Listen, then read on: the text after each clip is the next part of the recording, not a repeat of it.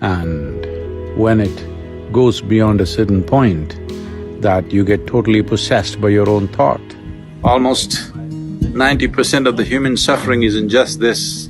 It's my wish and my blessing that you must get out of the prison of your own mind and know the beauty of creation.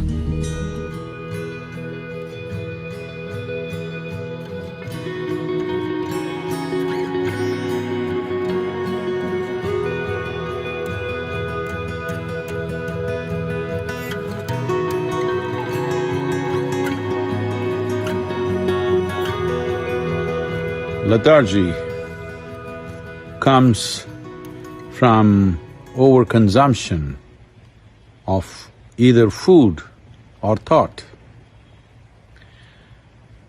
One may think how overconsumption of thought would bring lethargy, though everyone can understand overconsumption of food definitely brings lethargy. Well, if you become consumed by thought, you will see you would not like to move out of your bed. I did not talk about thinking, I'm talking about overconsumption of thought. That means thought is continuously flowing without your effort, without your focus, without your intent. Once it becomes like this, you will see naturally you feel like avoiding physical activity. And when it goes beyond a certain point, that you get totally possessed by your own thought.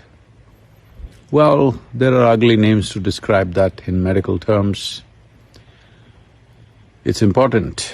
There is a certain amount of moderation in consumption of food and endless amount of thought that could happen.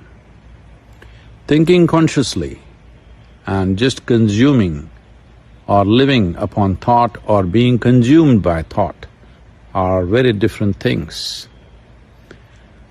That is an unfortunate reality that for a whole lot of people, this distinction is not apparent. And the price that humanity is paying for that is not a fair price.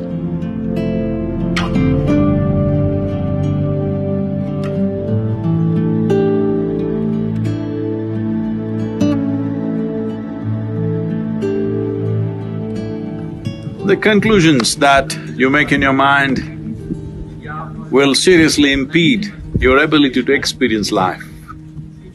The stronger your conclusions are, the more you get identified with it, the more the psychological reality that you have seems like existential. Almost 90% of the human suffering is in just this. You misunderstand your psychological drama to be real. It's your drama. You can play it whichever way you want. If you're a good director of drama, you would make it the way you want it, otherwise it's happening haphazardly. Well, this is the reality of existence. How beautiful it is, but most people choose to live in their mind because they have made strong conclusions and it's no more a choice as to where they live. It's time you live on this planet, experience the beauty of creation and also the presence of the Creator in this creation. Just pay enough attention to every aspect of creation and you will see the presence of the source of creation in it. This is what you need to experience. The psychological drama is your making. It is too puny compared to the existential drama that's happening here. It's time you enjoy this. It's my wish and my blessing that you must get out of the prison of your own mind and know the beauty of creation. The most fundamental aspect that you need to take care of is that you don't make conclusions. If you do not make conclusions, the doors of your mind will not close.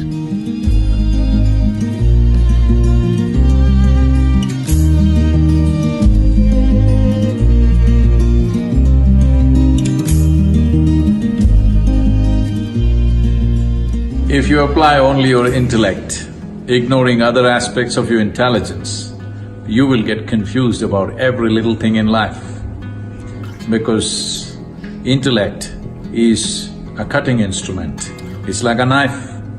If you want to dissect, it's a good instrument. But if you try to sew with a knife, you will be left in tatters. Well, that is what most human beings are experiencing right now, that they are using a cutting instrument to stitch, to put things together. Well, the more effort that you make, the more into bits and pieces human beings will become within themselves. There was a time they divided the world, then they divided more and more. You have seen this, there was a time people could live together. There were families in India where there were 400, 600 people in one family living in one house. Then slowly it became just parents and children and grandchildren. Now grandparents became a little bit of a problem, so we send them elsewhere. Now children become a problem, we send them elsewhere. And slowly husband and wife are living in separate houses, meeting on weekends. Not just that, within yourself you split yourself into many people by cutting yourself into pieces, because this is the process of dissection.